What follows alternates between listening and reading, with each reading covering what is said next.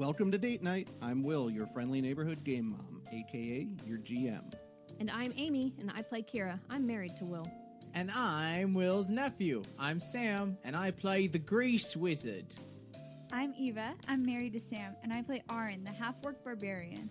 I'm Mike. I'm the fifth wheel, and I play Darren Hammerstone.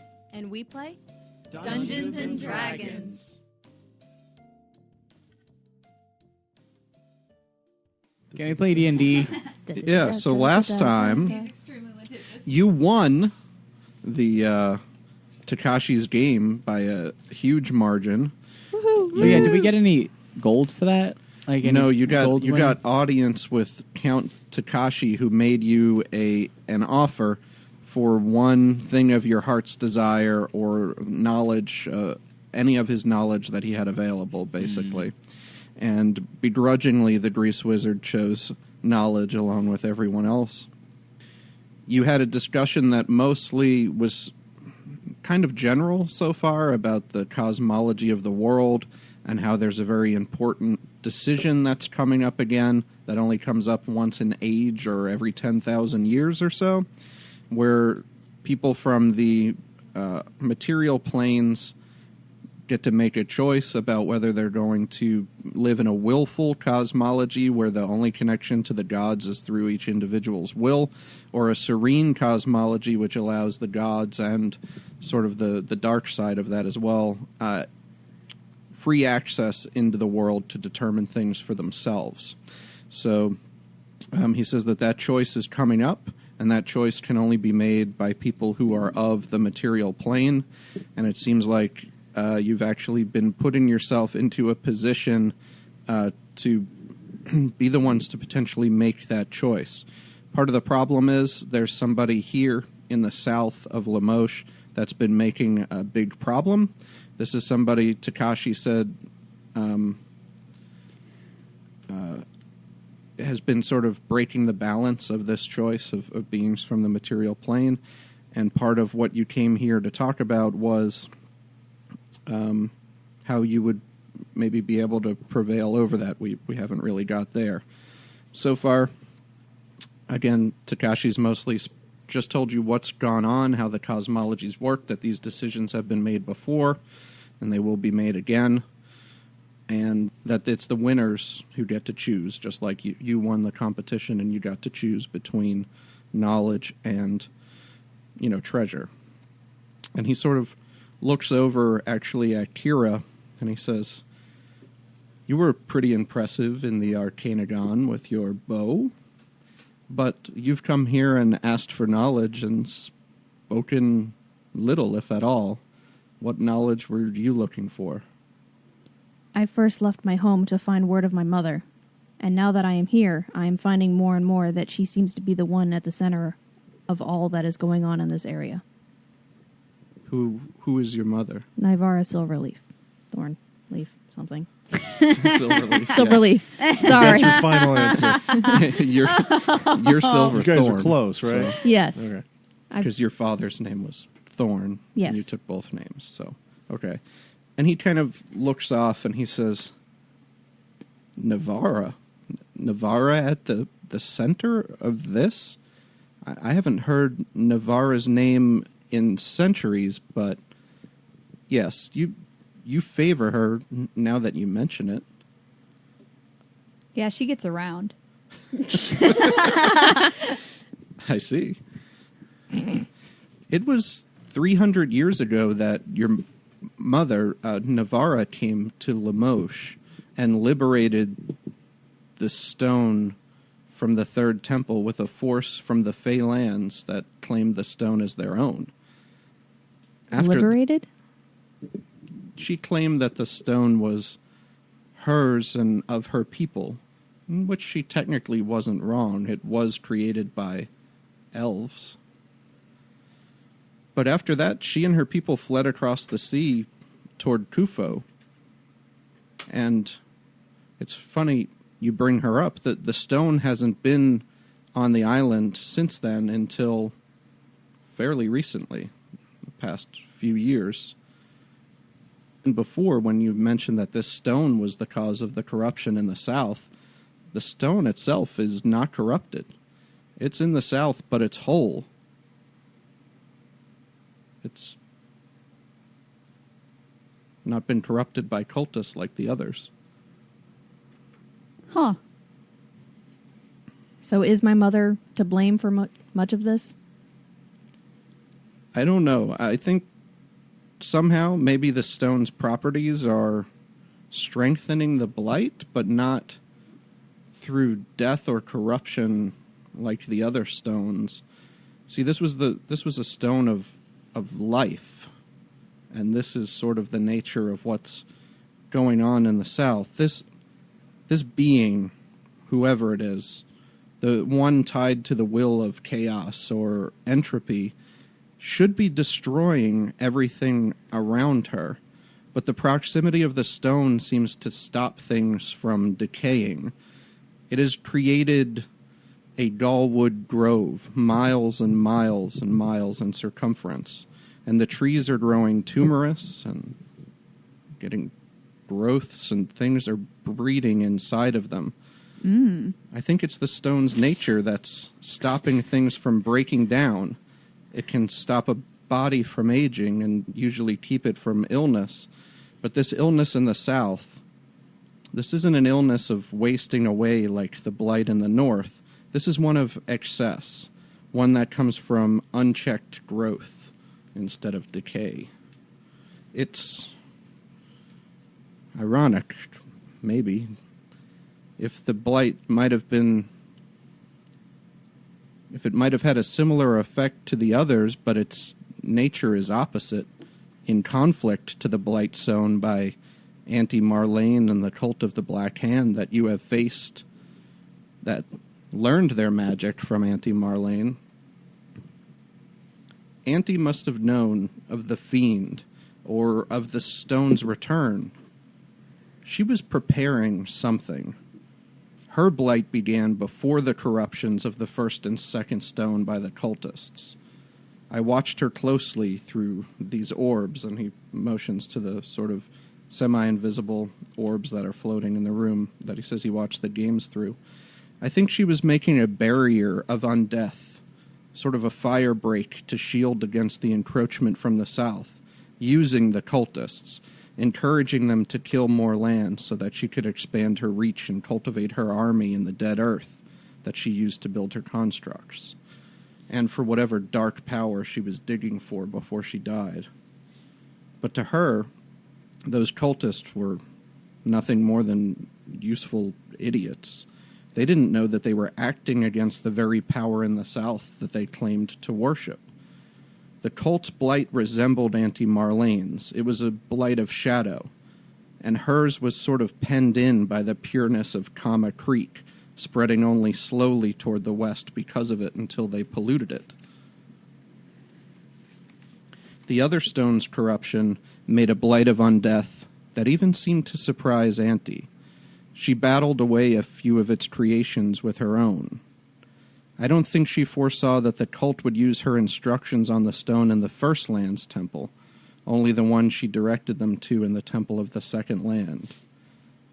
So it makes sense at first, maybe, to think that the southern blight must have come from a third corrupted stone. It would fit the pattern if the blight were one of undeath or shadow. But in fact, if the stone were corrupted, the whole nasty enterprise in the south would have likely fallen in on itself long ago. See, entropy doesn't tend to support itself for long. Instead, this fiendish entity fills the void of the cult of the Black Hand's teachings, that chaos breeds life, a philosophy they developed in the aftermath of the Great War that nearly decimated this land 40 years ago.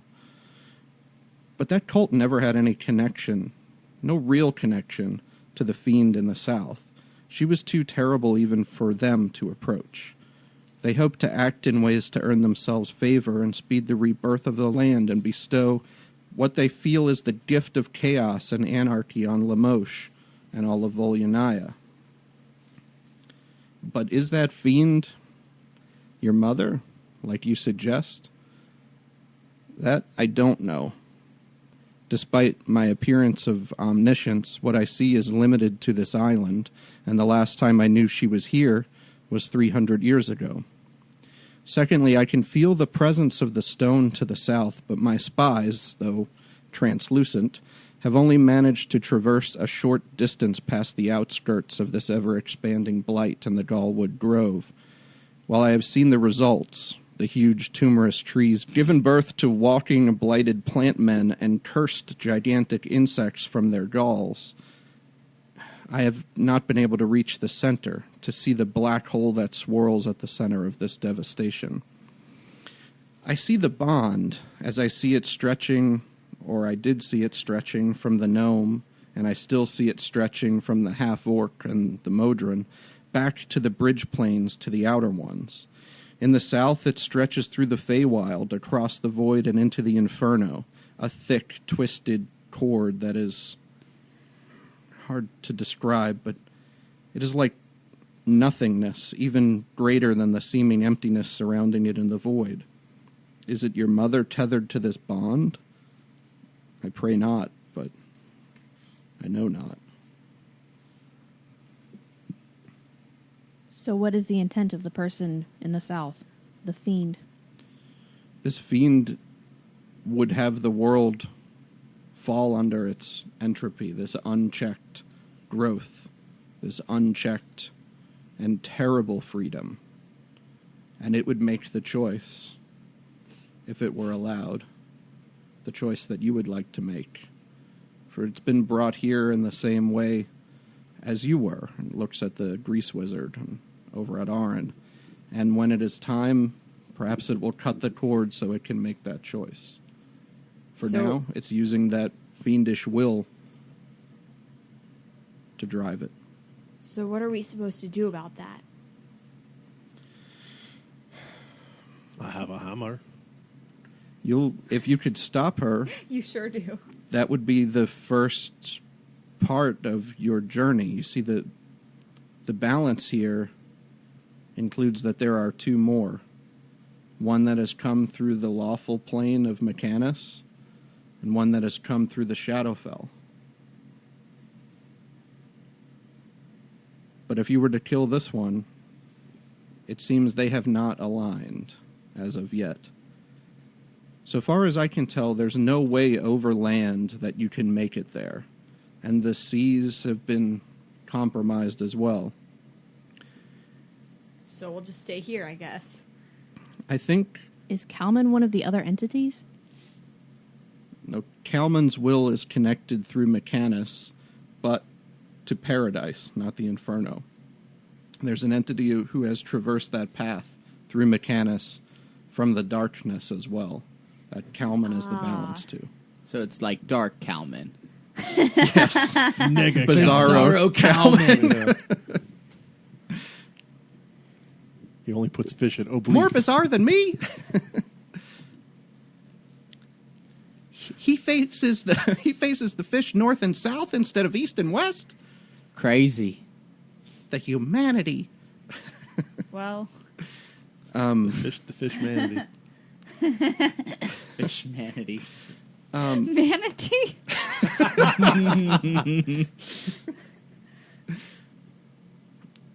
You probably can't get there over land or over the sea either, but perhaps through what's left of the Underdark on this island.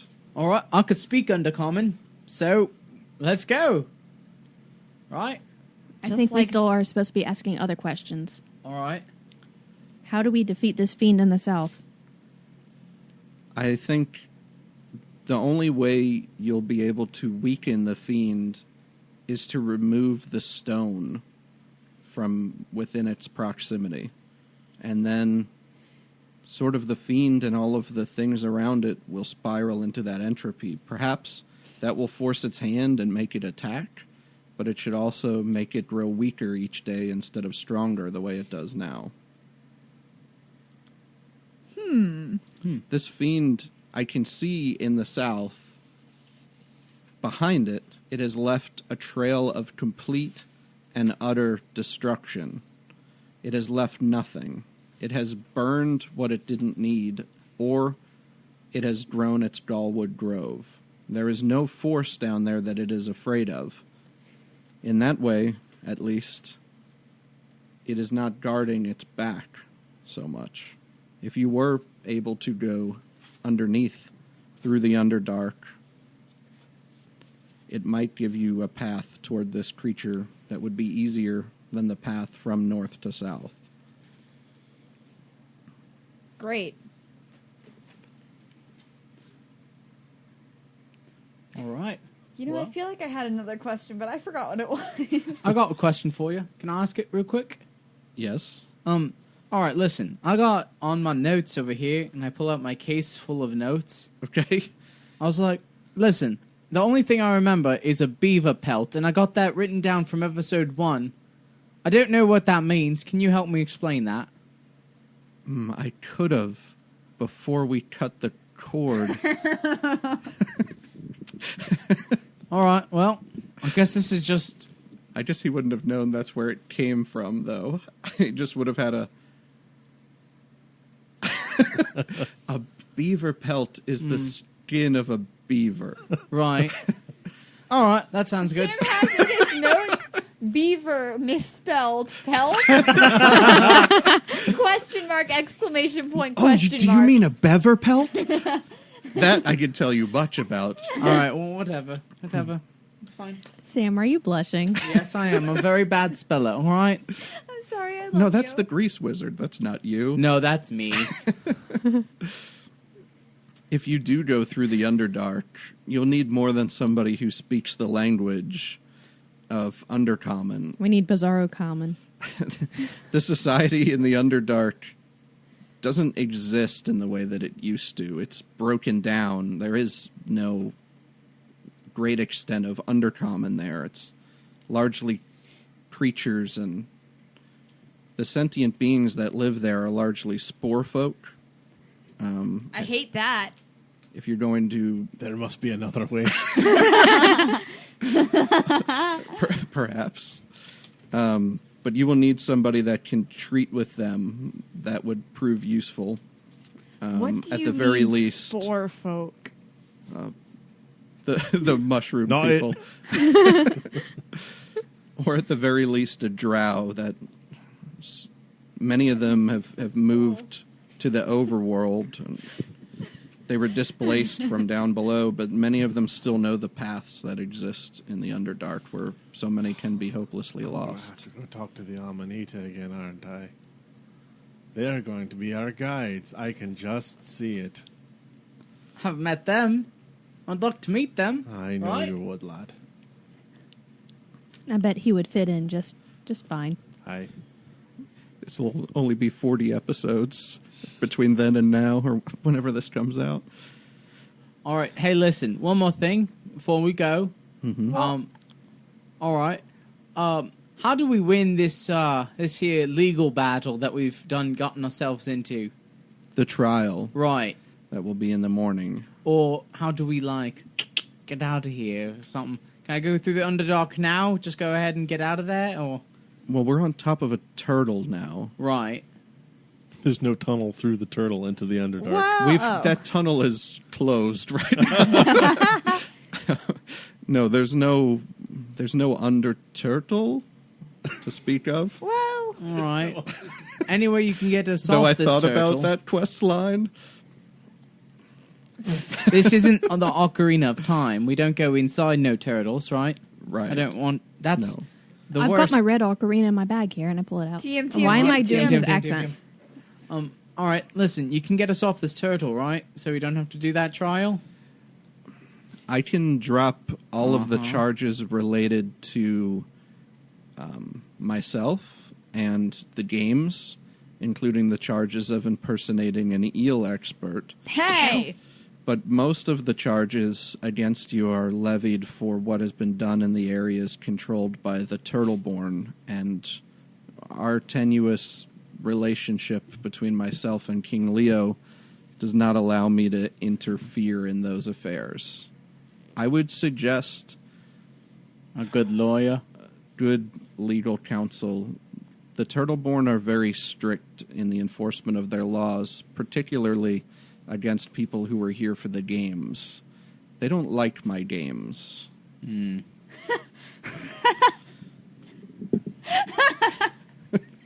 All right, and what happens if we just like dip out of here? Can I please? Go ahead. We need. She can't even say it. We need a good lawyer. Maybe someone like, I don't know, Cranial Aldandle. Stupid. Randall L. Dandle and Associates. If any of our listeners are outside of Lynchburg, we apologize. And if they try to look it up, they'll never get it because it's the fantasized version of the word. All right. I'm gonna have to leave. Unfortunately, you will have to find your legal counsel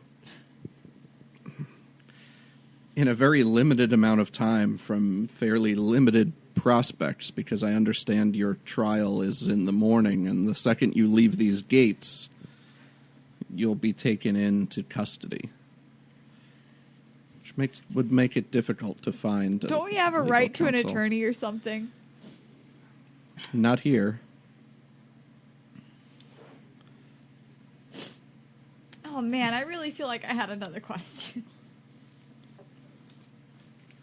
All right. Well, Any other words of wisdom before we leave? Did we actually go through the role playing part of her getting her cord to the?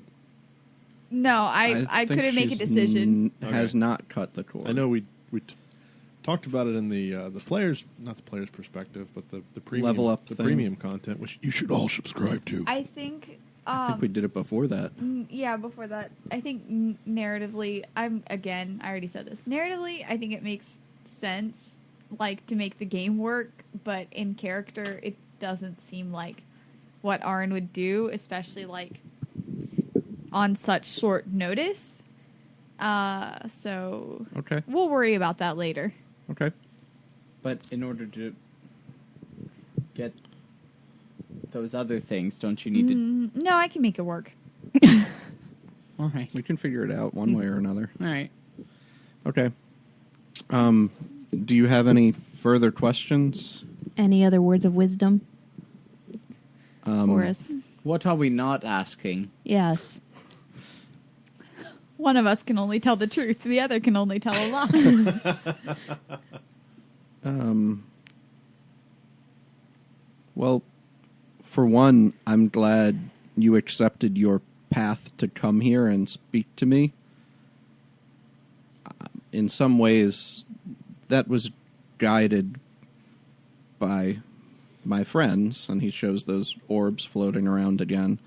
I've watched you since you've come to this island, Dern and Kira, and I put the stone in your path, the invitation to the games. So just remember sometimes that the things we call fate are just choices made by somebody else that we choose to accept. All right. All right. And I would like to show you something, and you would be free All right. to... Put your pants back on. Oh, No, that's if you showed us. he's got on a robe. I'm Retie sorry, I the put my robe. legs together. This. I would show you something before the night is over.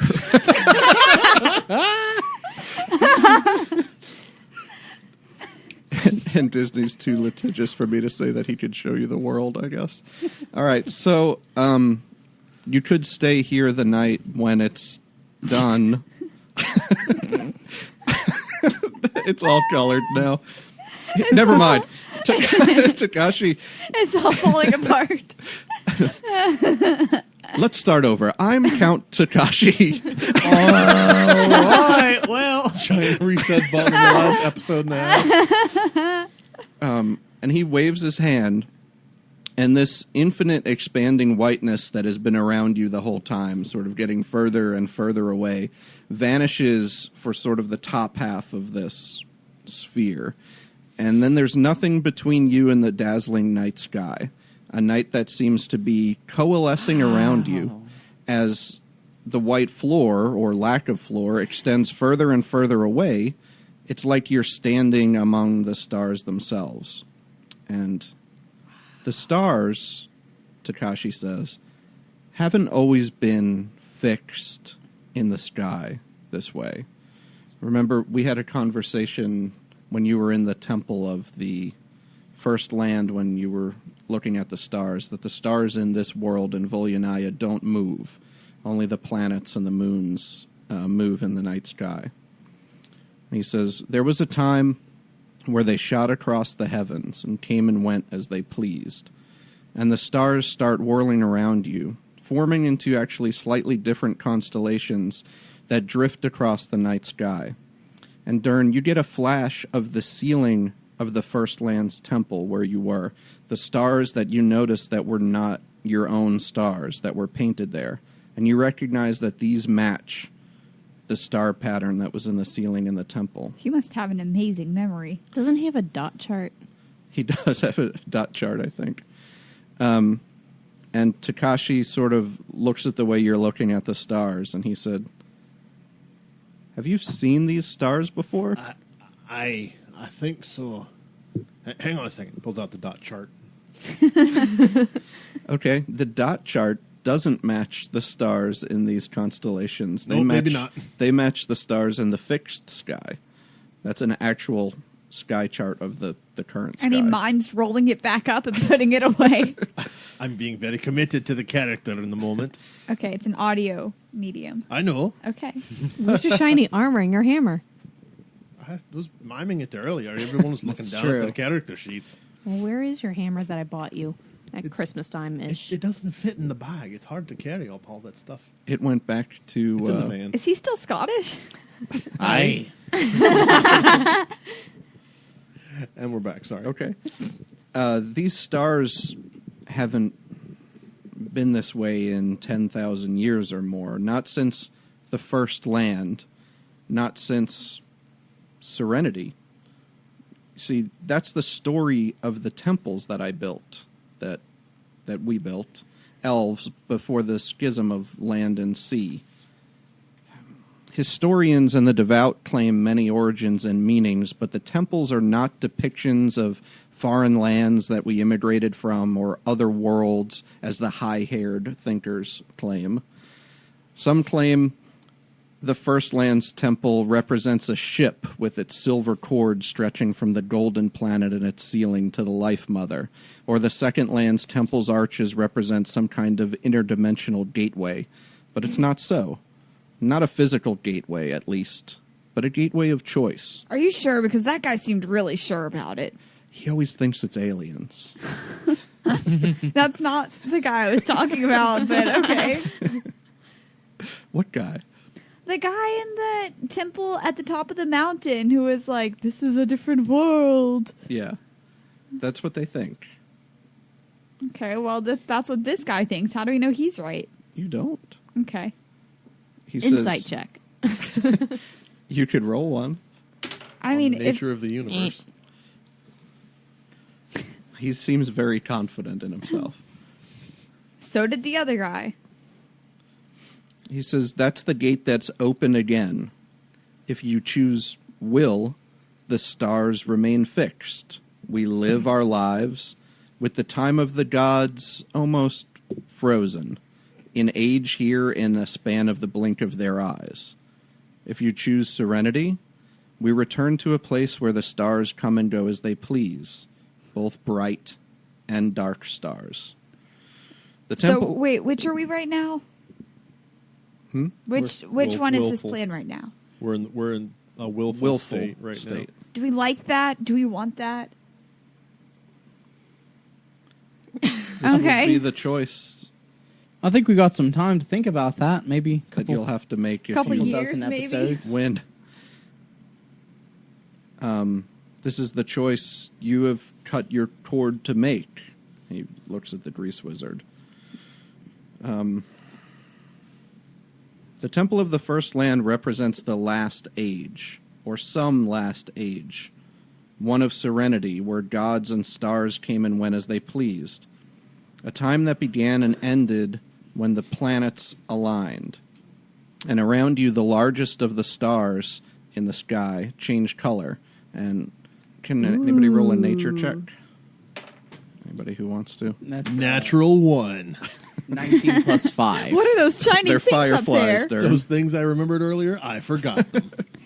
19 plus 5. 22. 17. All right, Kira and Grease I'm an Wizard idiot over compared to you. over 20. All of these are the planets in the sky. These are not the stars in the sky. These are the bodies that move throughout the night sky. And you see them change color to quartz, emerald, brass, onyx, jade, and copper, like the ones in the ceiling of the First Land's temple that represented the different planets. All except the largest in that temple, the gold one that had the silver cord tying it to the shrine. But the floor below you materializes, and it's like you're floating about 100 feet outside of a sphere, and that sphere now glows gold, with silver strands stretching between yourselves and the ground. And Dern, as the planets move and three begin to align, the quartz, emerald, and brass ones, you are struck by a similarity to a vision that you had, I think in episode 4.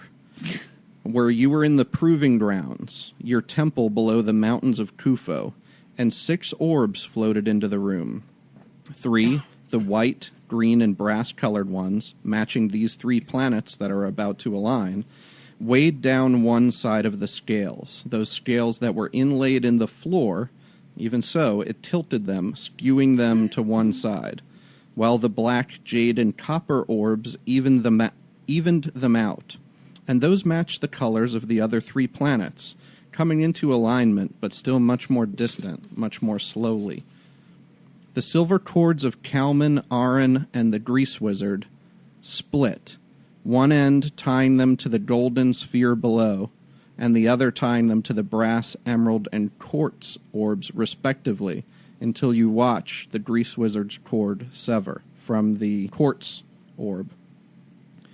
And then you remember the second part of your vision, the part where you saw the leader of your order step onto the side of the scales with the black, jade, and copper orbs, tilting them toward that side, unbalancing Atalanta's order, and you stepped onto the opposing side to even them out.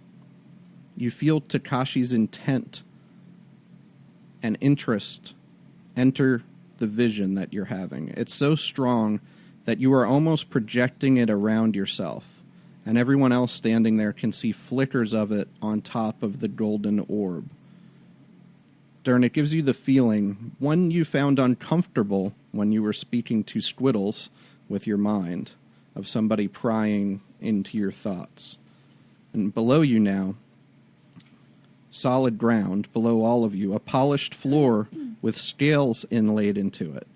And Dern is standing on one side with Kalman, Aran, and the Grease Wizard, balanced with orbs of black, jade, and copper on the other side, until an unseen force dips them away.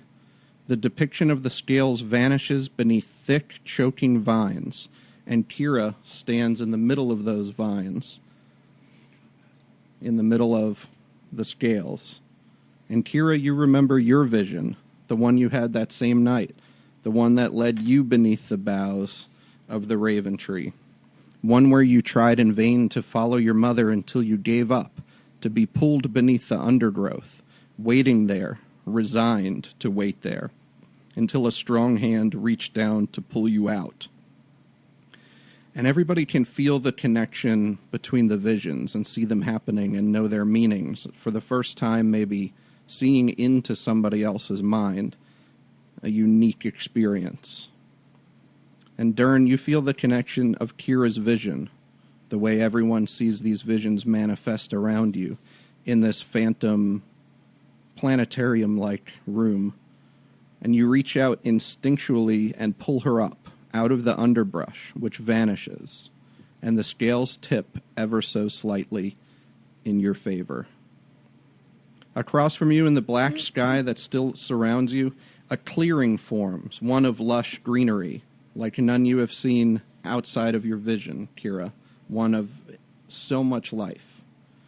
And there, as in your vision, your mother is walking slowly toward you. And just like that, all of the visions fade, and the room is just like it was when Takeshi first waved his hand. The ceiling vanished. Now it's just whiteness expanding on forever below, and the blackness of the night sky forever above. And the stars are fixed again. They are your stars again. You look, anybody who rolled, that would be Grease Wizard and Kira, high on the nature check, you notice the planets, the only bodies other than the moon and Steve that move in the night sky, stand out in a way that they never had before. And you can see that three, the ones that lie between Volyanaya and the sun, in their usual orbits, are nearly aligned, while the other three, the ones which orbits take them further from the light, are still quite a ways apart. Takeshi breaks the silence and says, "This view that you have right now, this is the view from the Temple of the Third Lands, you see. The first temple represents the old land of serenity from the last age. The second, the gate of choice that always stands between the lands of will and the serene. The third represents the land we are in now, a land of will. Its glass allows its monks to watch forever in unchanging sky. Unchanging, that is, apart from the moons and the planets. Planets that only align when the choice is to be made. A choice that has been made more than once, again and again, oscillating regularly or irregularly between will and serenity, between choice and predestination. The choice that will remake the world. Your choice, if you can win it." How do we win it? You must defeat the others who would make that choice in your place. And that starts with the one here in the south of our island. Stay here tonight. I don't really think we have a choice, but thanks. Stay where you can see these stars, these planets. Tomorrow, admittedly, you will have maybe more short-sighted worries to attend to. But tonight there is much to consider, and hopefully rest to be had. And Takeshi disappears. Oh. And you're left on top of this ever-expanding floor below you that gives you the sensation of floating, and the sky above you like you're on the highest, basically as bright as the stars were when you were on the Third Lands Temple, atop that mountain. So are we supposed to, like, sleep here? Because I've grown accustomed to a certain level of comfort, and this is not it. Well, if he can change this place, so can I. And I close my eyes and I think, bed. Beds. Do beds appear? All right, roll a Bed check. Arcana? just an intelligence check. That's a 20. Okay, as you form this vision in your mind of these beds, you get sort of the same way that there was a flicker of these visions of growth and of this proving grounds from Dern's vision. You have a vision of this extremely comfortable bed shift into view in kind of the middle of this expanding room. Is it there? It looks like it's there. I go jump on it. Okay, you jump and you float through the image. Okay, of well, the I bed. think we could have seen that coming. But you don't crash into the ground or anything. You just continue sort of floating. Okay. Like in Willy Wonka? Yeah, you've got to burp to get out of here.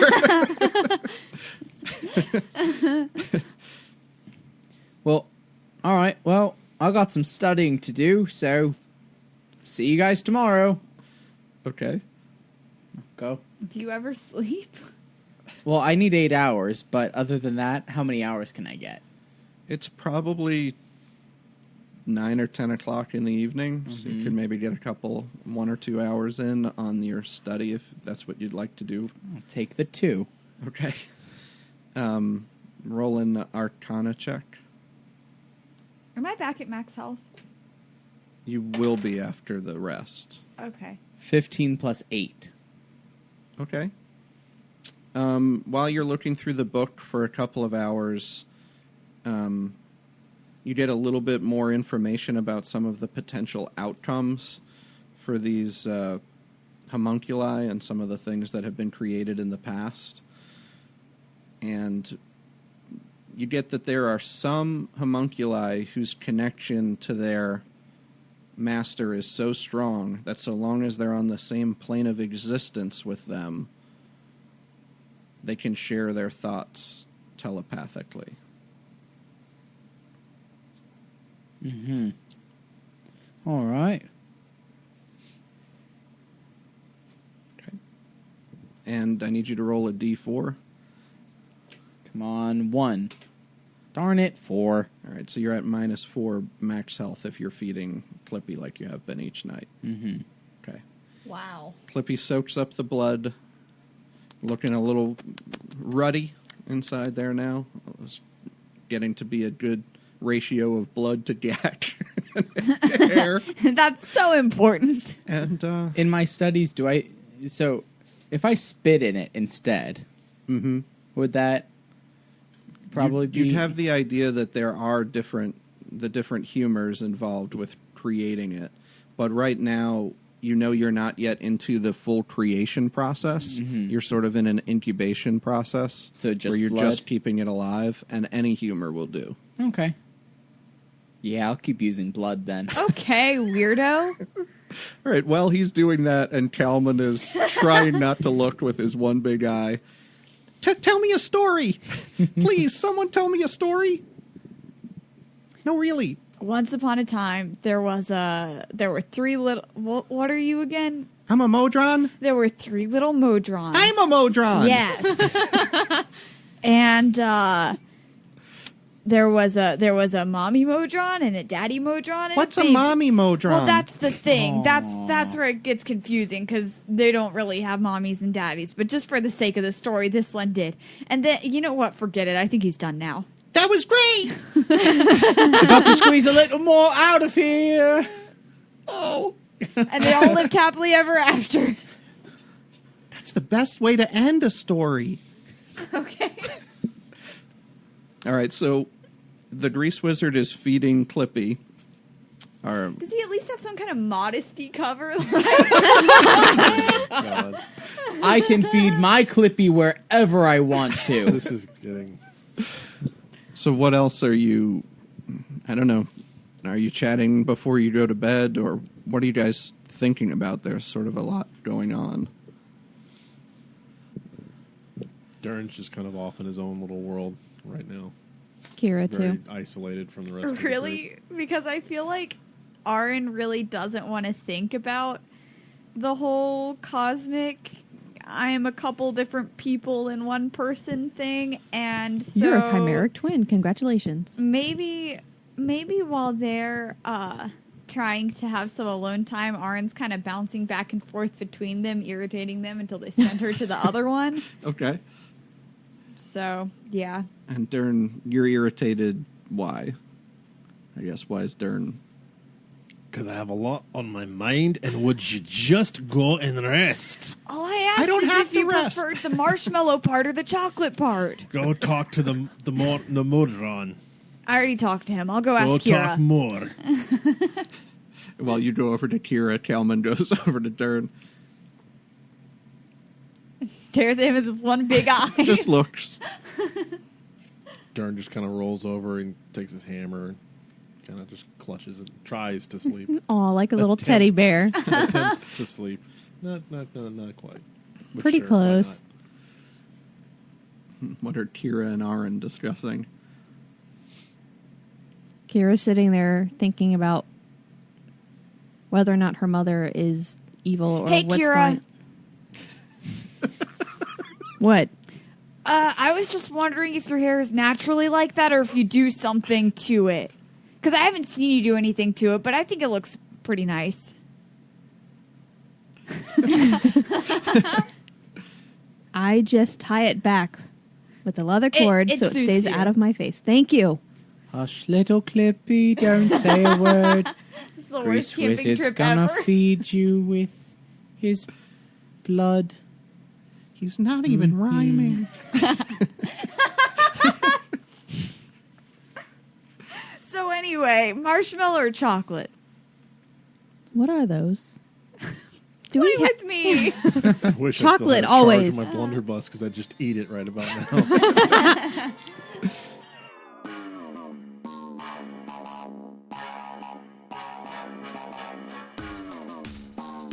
Thanks for listening to Date Night. I'm Will. If you want more Date Night on top of the episodes that you get every 2 weeks, I wanted to let you know about our premium episodes that are available on Podbean or directly at datenightpodcast.com. If you go to our site and click the Behind the Screens tab, you can become a premium member and hear at least one extra episode every month. These episodes have alternate GMs, guest players, or the normal crew, but in situations outside the main campaign. It's only $2 a month or $20 for a yearly subscription, and it's a great way to support us and help us cover some of the costs of running the show. So again, click on the Behind the Screens tab over at datenightpodcast.com to learn more, or if you're a Podbean listener, you can subscribe directly from our Podbean feed in the mobile app or on the desktop site. Now, let's get back to the show.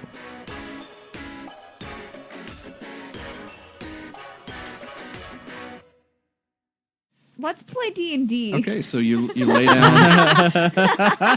You lay down to sleep. Again, almost floating, really.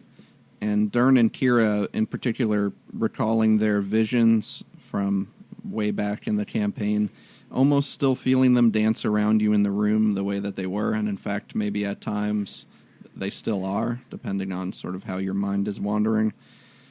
And as you drift off to sleep, you're reminded of Sator's words of his own vision that he detailed beneath the raven tree after you described your own, where he said, "The signs are muddled. The ravens all have barbs, and the thorns have talons. What begets life brings death. What should bring cleansing brings blight." And you think, as you drift off to sleep, less comfortable as you recall the words of his vision, that you see one of the distant planets glow a little bit like jade, an inch closer to alignment. And you get your long rest. Yay! Sleep very well that night. And it is morning. And when you awake, you're just laying on the floor in an empty white room with a large golden door. That wasn't there before. All right, what if we just don't leave? What if we just stay here? Interesting thought. I have some rations in my pack. Oh, so we're actually doing this?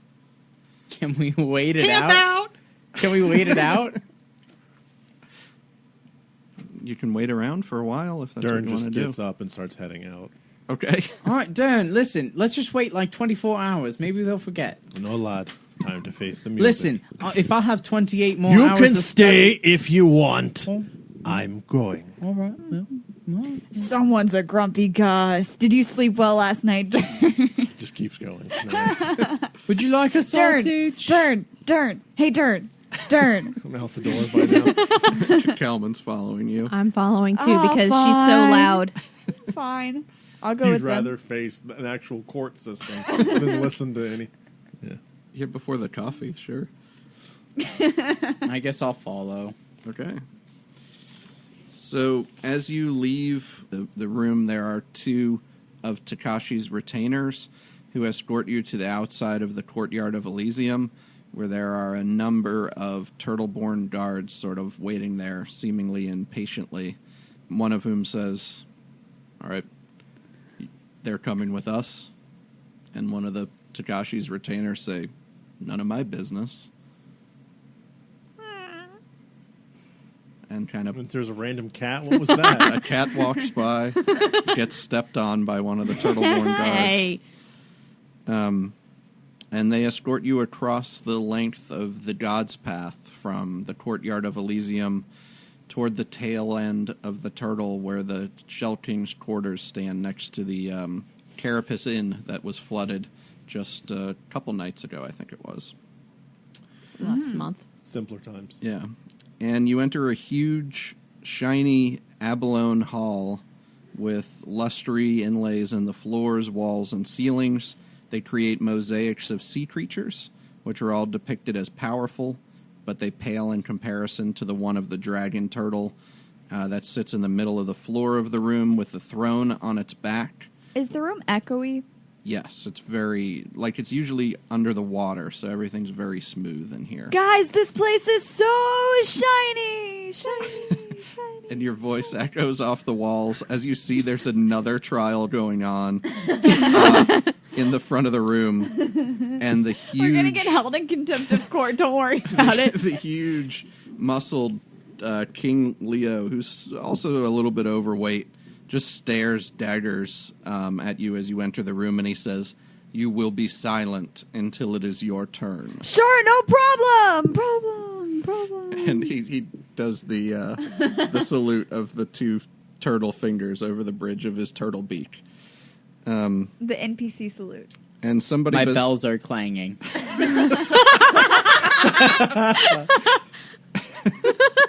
Jingle, jingle, jingle, jingle.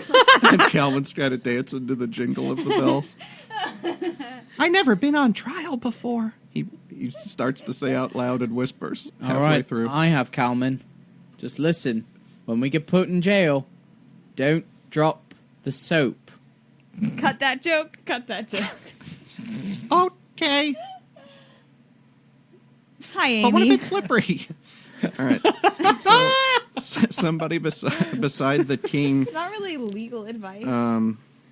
is sort of talking back and forth and reading the charges. And you notice that it's the Slavers Bay team that is on trial when you were brought in. So it's Scaly and Haha, suck Lenny it, Aaron whispers. and Johnny High five you. and the Stinky Baba Ganoush Guys, we're on trial too. and Fido, the dog who still has this grease all in his fur. Aw. And he has the look of a creature that has recently been exploded and reassembled. That distant look that you can only get from that experience. And you hear the king finally speak up, and he says, "You've been found guilty of endangering visitors to our city and the murder of a dragon-born man, Leels Draxt, who had been hired as temporary help. Your sentence is 1 year imprisonment in the lower brig, inside the carapace of our benevolent city, Albagula, and restitution in the amount of 15,000 turtle bucks each to be paid to the murder's family, and to the proprietor of the Carapace Inn, our banquet coordinator, Michelangelo." And then Yep, leave Lenny it there. speaks up, and he's the one who was stinky in your Lenny. battle, and he says, "Sir, your turtleness, we understand our prank was more harmful than we intended, but ain't this city going to go back into the drink in no more than a few weeks?" And the king nods solemnly. Oh. And the Fido, melancholy, the Knoll, yelps something in Knollish. And Johnny Knuckles, the orc who had peed himself in your encounter, says, That takes me back. "As my Knoll friend so eloquently put it, your majesty, we can't breathe underwater?" And the king says, "Neither could Lels Draxt. Take them away." Ooh, mic drop. That was good. And you hear Scaly, as they're being escorted out, say, "Sir, it was... Please don't let my..." And the king says, "Are you saying it was your idea, Lizardman? Fine. You're sentenced to 5 years. The rest of you 6 months. Take a deep breath." And they start to protest, but the king motions to the guards who shackle them with these shackles that have this faint blue glowing orb that immediately silences them. You can see them trying to speak, but nothing is coming out of their mouth. Guys, are we gonna die? And the king says, Yes. "Now bring those so-called Thunderhorns forward."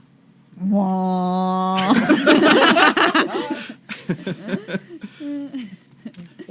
The charges against... Sadly.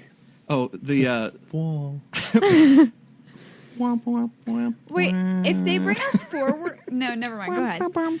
So one of the guards kind of pushes you up toward the front, kind of saying, get a move on, get back up to where the Slavers Bay guys were sitting. And the man standing next to the king, my microphone is just floppy, man. You just loosened it. No, I didn't. I turned it that way. Oh, it's cool. Is your microphone sometimes floppy? Do not take if you're pregnant, nurse.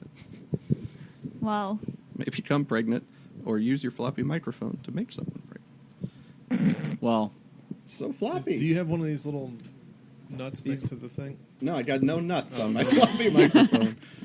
I didn't know what else to call it. This is what tightens it down for me. I think it's got to spin all the way around to tighten, but it...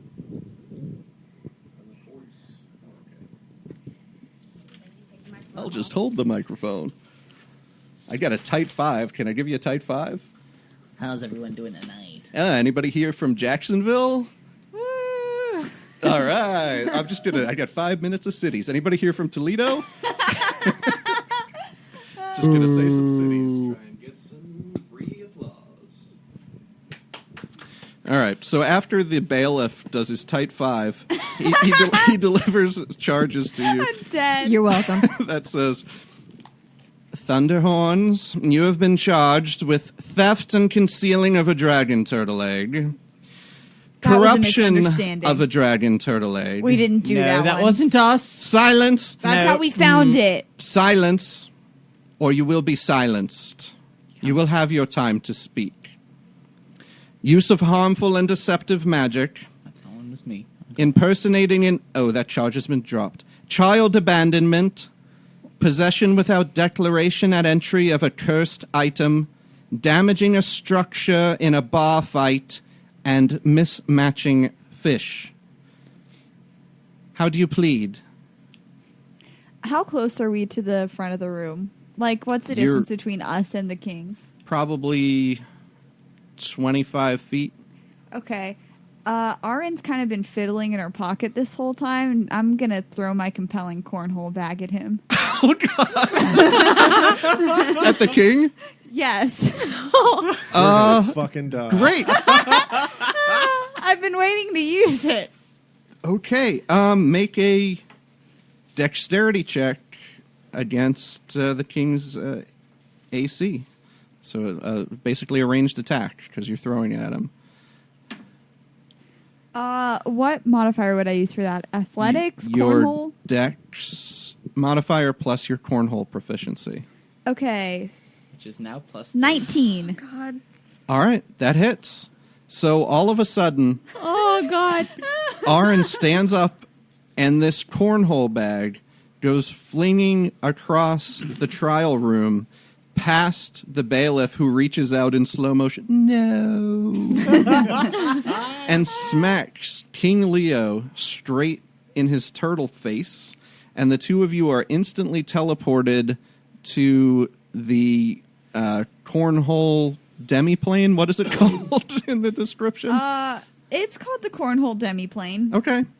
So describe what happens there. Like, it's been a long time since I've looked at this magic item. Okay. This says the cornhole bag deals 1d4 bludgeoning damage. Okay. Oh, But You can I roll don't- that. Officially If I attack threw the game. it lightly, does it have to take 1d4 bludgeoning damage? Yeah, or- if you hit. Okay. 3. Okay, so the king takes 3 damage.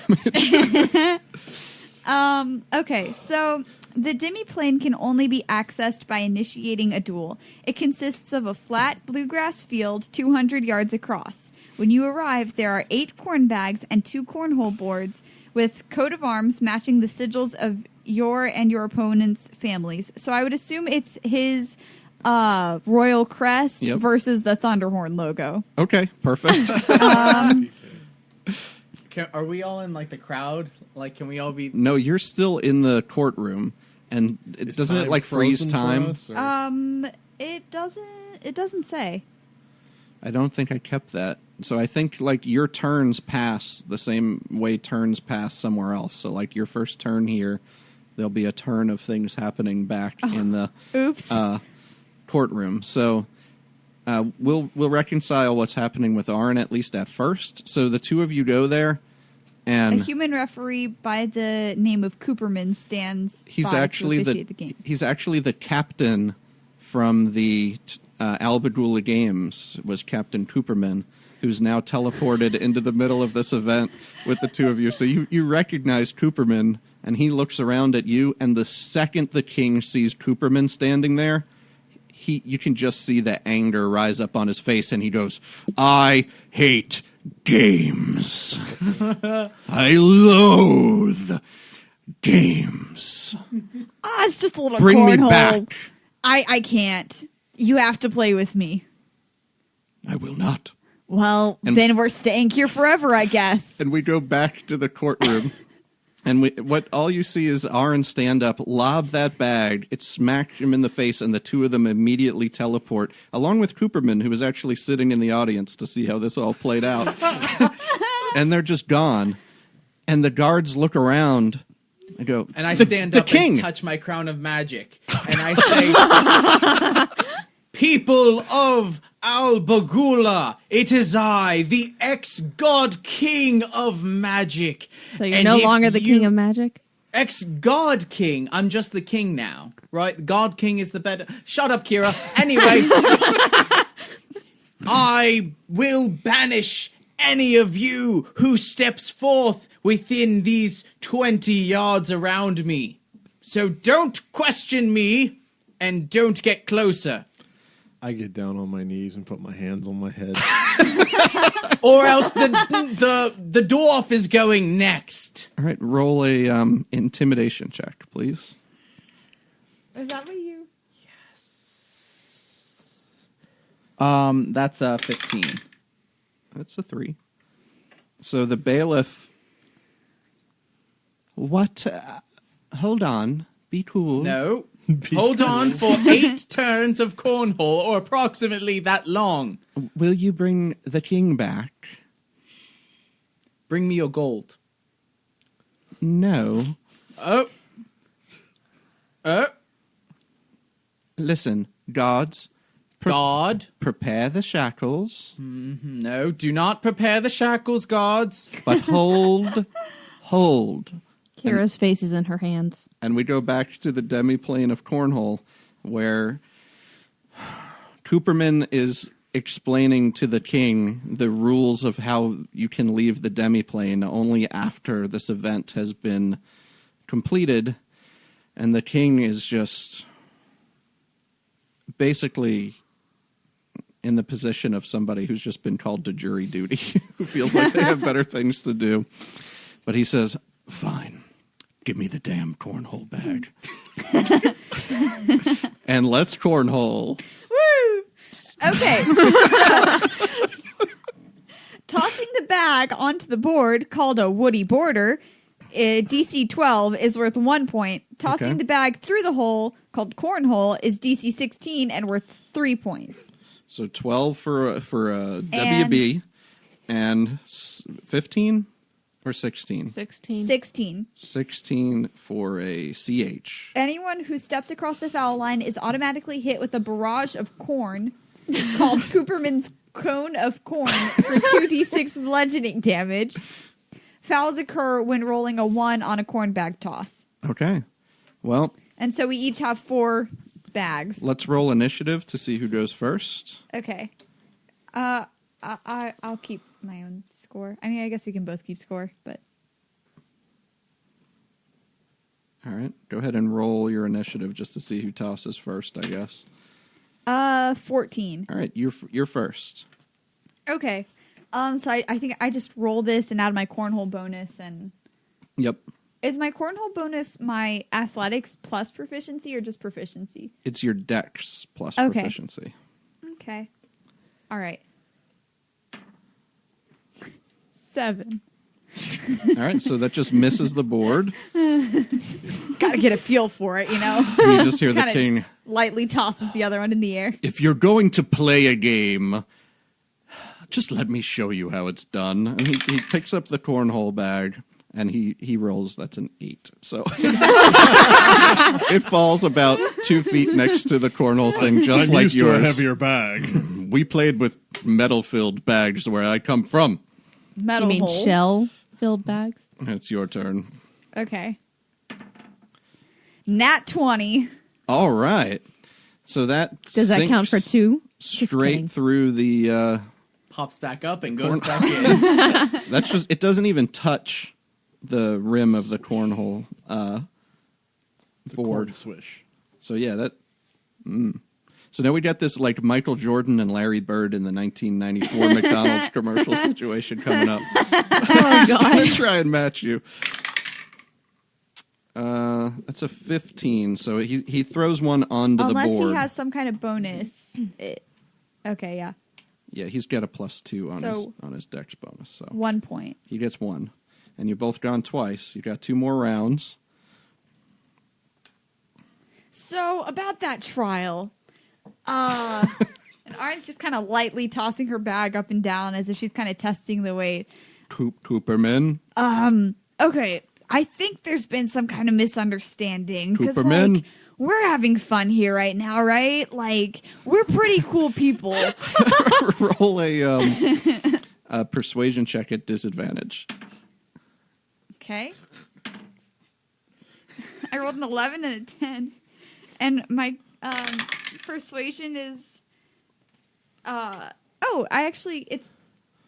My persuasion is really weird, because my charisma is -2, but I'm proficient in it, so it's +3. So it's just a flat roll. You're plus Oh, no, 1. No, it's +3. +1, 11. Cooperman, does she have to throw the cornhole bag? And Cooperman says, she's got up to 30 seconds to aim. How many seconds has it been? He 20? looks at his stopwatch. His fantasy stopwatch with a little tiny crab crawling across the dial. It's very cute. You have 12 more seconds. All right, so all I'm saying is that's a 16 plus bonuses, so that should land in. That's in. All I'm saying is, like, we're not bad people, and I understand we might have accidentally broken some rules, but we've really tried to be on our best behavior, and I think maybe you could let it slide just this one time. And he holds his cornhole bag for a minute now that it's his turn, and he says, you could have said that in the trial rather than attacking me and sending me to a demi-plane of games. Oh, Your Majesty, that wasn't an attack. It was kind of That's a a friendly 5. invitation. It was a friendly invitation. Friendly invitation that you're compelled to come to this parallel realm and now After have to play taking this game. damage. Yeah. So that's a 5. So as he's speaking, he's just mad, and he just throws the thing about 40 feet across this demi-plane, nowhere near the board. Okay. And that's round 3. Okay. As I was saying, I'm just like so honored to be in your presence, and I just wanted to have a little heart to heart. I thought maybe if we could speak one-on-one, it might be a little more, I don't want to say intimate. That doesn't sound right, but you know what I mean. I feel like we could be friends. 19. What is that for you? You did cornhole again? Yeah. Well, I mean, it's 19 plus Yes. 4, Yeah. so. Swish again. He says, it was a gambit, but it failed. Well, And he misses again. As it maybe clings I off shouldn't the have won side by of the, so much. Wait, of can the we do it woody again? board. I want to lose this And time. immediately, he's going to take the damage. And you're so what? How does the damage work?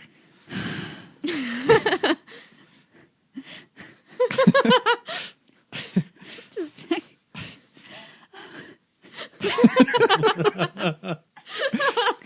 I'm so glad I gave out this item. This was actually a really funny time to use it. 3d8 psychic damage plus the number of points I won by. Which was so 3d8 plus 8. Go ahead and roll that damage. Where's the d8? Where? Oh, my dice are under my cornhole sheet. as they are wont to be. Which is the Two d8? pyramids on top of one another. This one? Yep. Okay. 1, Thank God. 6, Damn it. 4. So 19 damage on top of that 3 that you hit him with. Does the rep have to administer the damage? Originally, before I rewrote it for the Dungeon Masters Guild, it was all corn damage from Cooperman's Cone of Corn. So we can imagine it that way. This is psychic damage. Yeah. Cooperman just walks over and screams at him until he takes 18 points of psychic He's damage. crying a little when he gets back. So, before they're teleported back, there's this Good standoff. game. Wait, can I handshake with him? No, you're far away. You get teleported right after the game finishes, so you can sort of reach out. Okay, But Aaron he's just does that. clutching the side of his head as blood is starting to pour out of his nose from the psychic damage. I have returned your king. Now let us go. Okay, so the king teleports back to this point he left from, sitting on the throne, his face so bloody, and Aaron, Good game. Just Holds back- out her hand. there is no such thing, half-orc. And he sniffs and I wipes see his that face. little smile on your face. He sits Your little down turtle face. in his throne and he says, tie their hands. No, Sorry, guys. no, Yes. no. And Dern's holding his hands out. So now you're going to have to make a contest if you don't want the guards to act of intimidation with the king. So me and the king are both doing intimidation checks, and whoever's more, I like it. All right. Oh, Their hands, guards. that's a 2.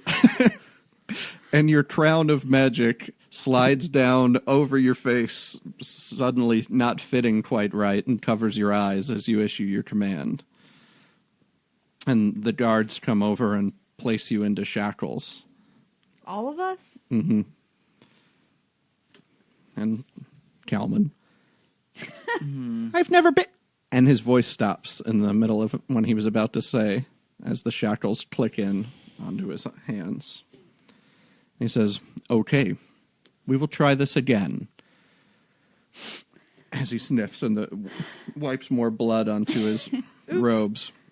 You can't speak anymore. And he glares back at Cooperman, Well, too. they And didn't give us a lawyer. What did you expect? Cooperman just kind of Yes, scratches the because back of his not neck. having a lawyer Tries not to completely make eye justifies contact. you performing some sort of duel to the death with the It king. wasn't supposed to be to the death. It was supposed to be a little friendly competition so you could get to know that we're not that bad. And I'm thinking now maybe I should have lost. It's not my fault I'm so darn good at cornhole.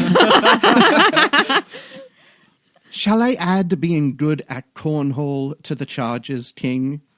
No, If that's a crime, sign me up. It's a crime. it's not It's necessary. officially now a crime. That won't be necessary. Let's just get on with it. All right.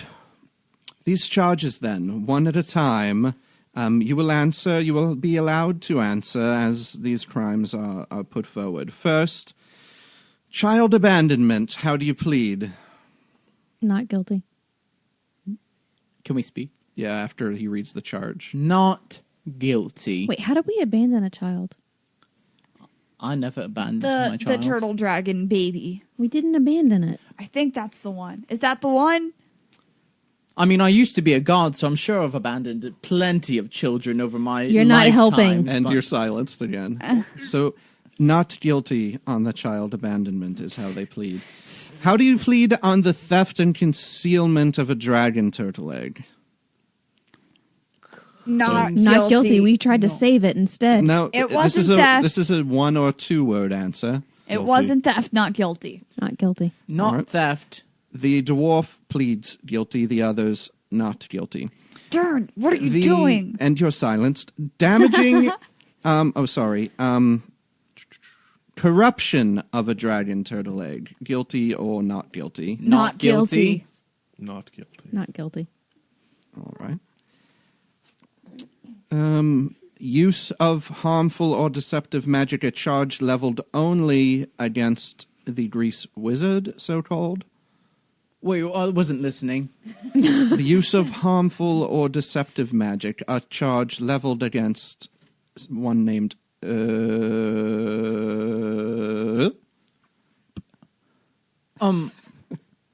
Right, which one?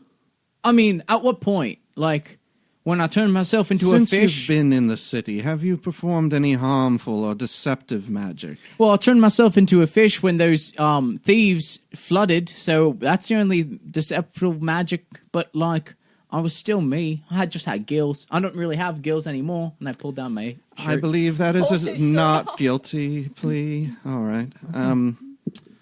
Finally, let's see. A charge of mismatching fish. This one levied only against one Modron. I fish matched the Mitch. Okay. Kalman has done nothing wrong in his Guilty. life ever. A charge that carries with it a penalty of 3 copper pieces. All right.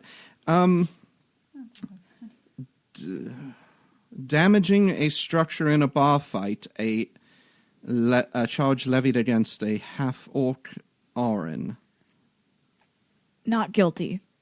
Okay. And possession without declaration of at entry, a cursed item, a charge leveled against the dwarf Dern Hammerstone. What is the item in question? A Thunderhorn. Guilty. Okay. Whoa. All right. That was cursed. We shall proceed then with these charges one at a time. The charge Next of on Judge Judy. first, the charge of possession of without declaration of at entry a cursed item for 1 Dern Hammerstone, a charge which carries upon it a sentence of 3 weeks in the brig. You have pleaded guilty. That one is settled. You will spend 3 weeks in the brig.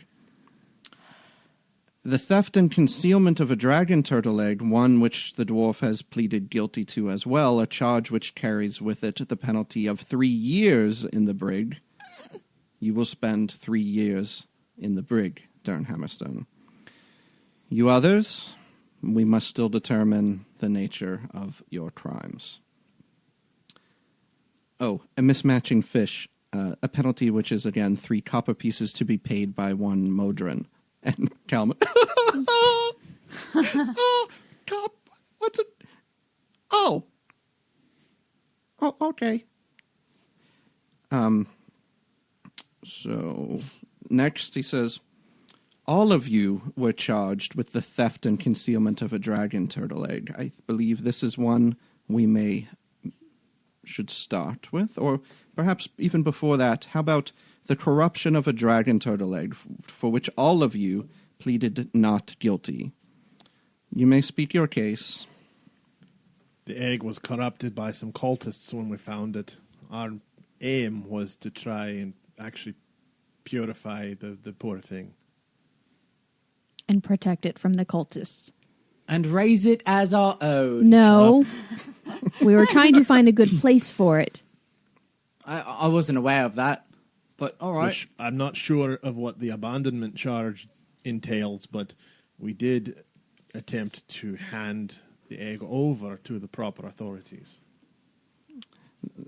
And he looks around the room and he says, yes, there was a hatched, corrupted dragon turtle handed over to our cleric, and he points at someone in the room, not 24 hours ago. A corrupted, I remind you, dragon turtle.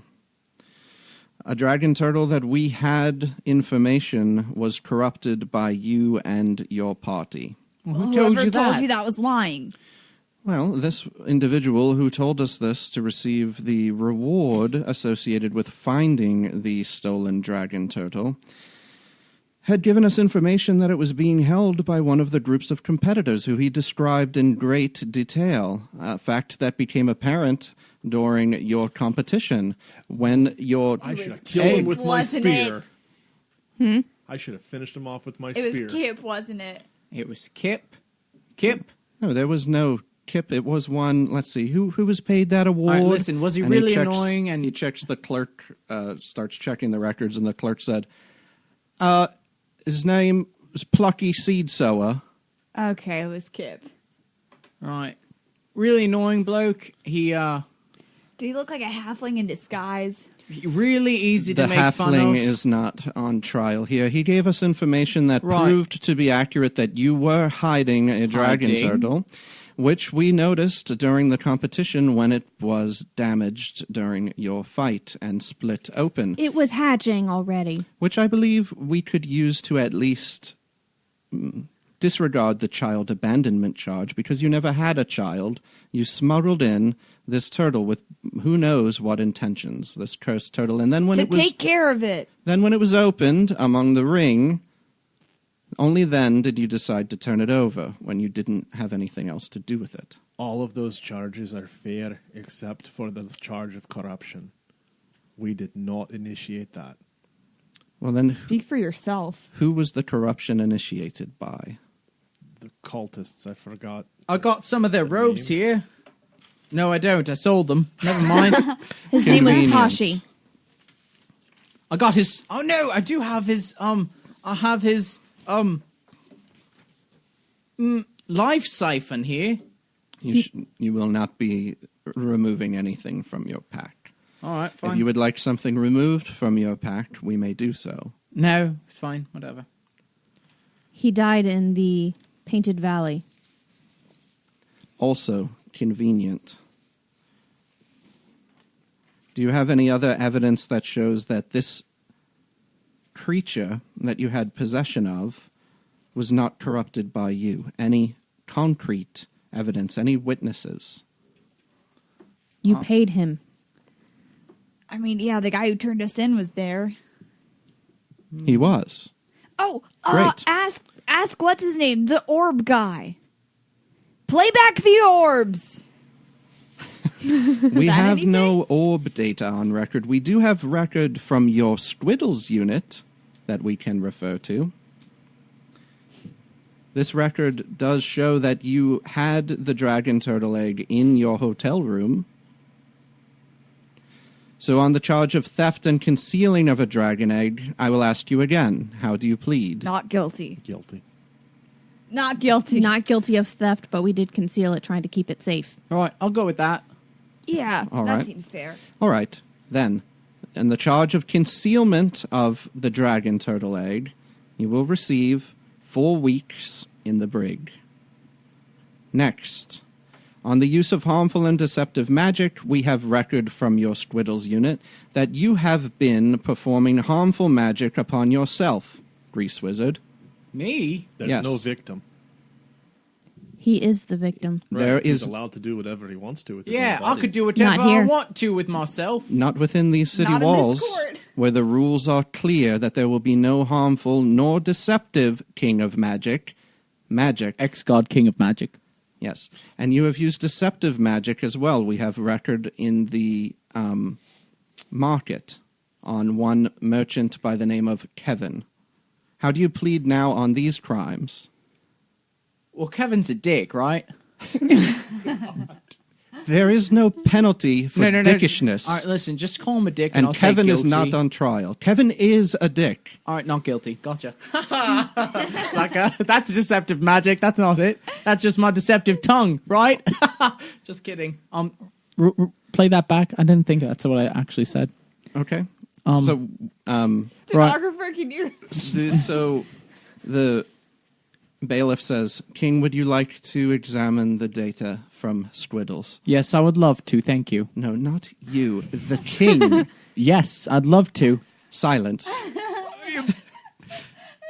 And the king says, Can you get a yes, pair of these just Fine. for, day to day? you can let him speak. So he lets the king examine the data from Squiddles. Basically, Squiddles floats over top of the king and rests his water bubble on top of the king's head until it absorbs the top of his skull. And you see the king's eyes kind of roll back in his head as he's witnessing the events on the Is that our Squiddles. Squiddles? And yes, it Our was your Squiddle is a Squiddles. snitch? Squiddles is a snitch. I Yep. told you not to let it in your head. So But then he was the so king cute. says, on harmful magic, guilty. On deceptive magic, Kevin is a dick. 4 weeks in the brig for the use of harmful magic, added on to the 4 weeks from the previous crime. Okay. And we have dismissed the charge of child abandonment. Damaging a structure in a bar fight. Aaron, you are accused of damaging the floor of the Krusty Krab by crashing a rather large turtle-born individual into it, rather roughly. How do you plead? Not guilty. Okay.